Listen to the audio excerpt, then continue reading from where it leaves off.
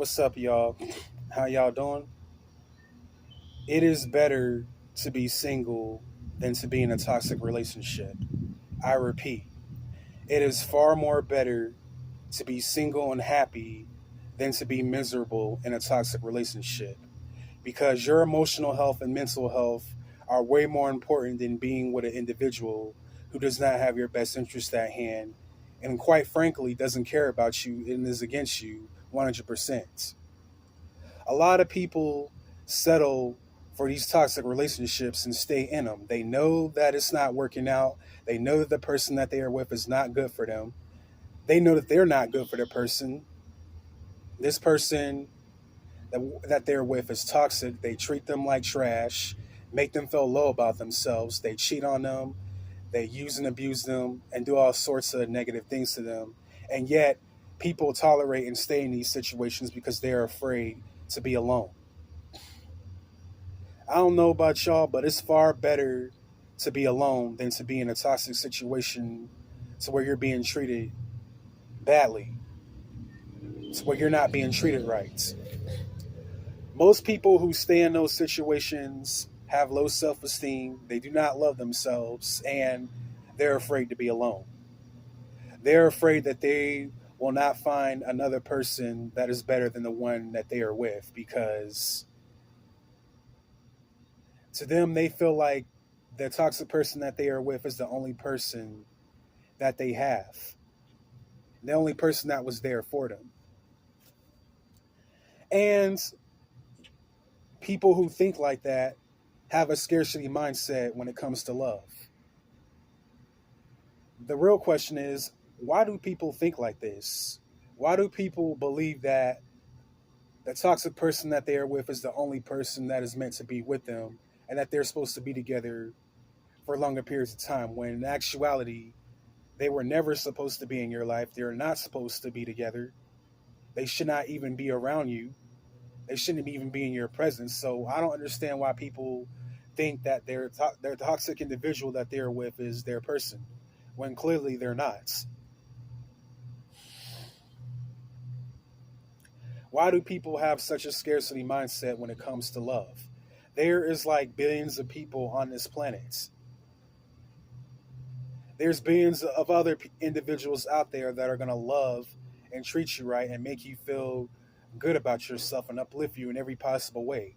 And yet, some people stay in these toxic situationships and relationships where they're not being treated right. They're being treated like trash, like chopped liver, like yesterday's leftovers, being cheated on and abused when they can be when they can get with a better individual that'll love and treat them right. Why do us as a collective do that in general? Why do we stay connected to people who are not good for us, who are toxic? And it's like I mentioned before, it's a self esteem issue that they need to work on within themselves, and it's trauma. And it could have also been what they witnessed during childhood. You know, during their childhood, their parents were probably dysfunctional and probably spent every day fussing and arguing and fist fighting and all that type of stuff. They witnessed their parents do that, and so they believe that being in those type of connections is normal, it's natural, and it's a good thing. When in actuality, it's not. They've never witnessed their parents or anybody in their family in a healthy relationship and what a healthy relationship looks like. So if you don't know what a healthy relationship looks like, if you've never experienced one or see anybody else that you know been in one, then of course you're going to stay in dysfunctional, unhealthy relationships that do nothing for you. But I just want to say that karmic relationships are not worth it. They're to help us build character and to help us learn lessons to what we should not tolerate, who we should deal with, and who we should not deal with. It teaches us how to love ourselves better and what not to accept in our next relationship and relationships going forward. That's what they're meant for. They're meant for us to learn lessons and teach us how to love ourselves and what not to tolerate. But every person that you meet and everybody that you get into a relationship with, whether romantic or platonically, teaches you a lesson about yourself, teaches you things that you need to learn and know. Every person that you meet teaches you something.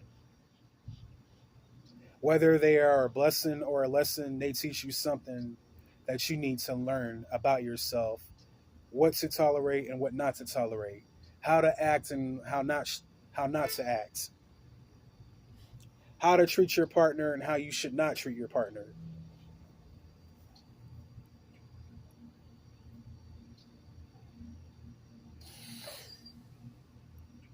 They give us lessons to build character and to become stronger. So the next time we encounter a similar situation like this, we'll know how to act accordingly and we'll be able to cut it off in no time.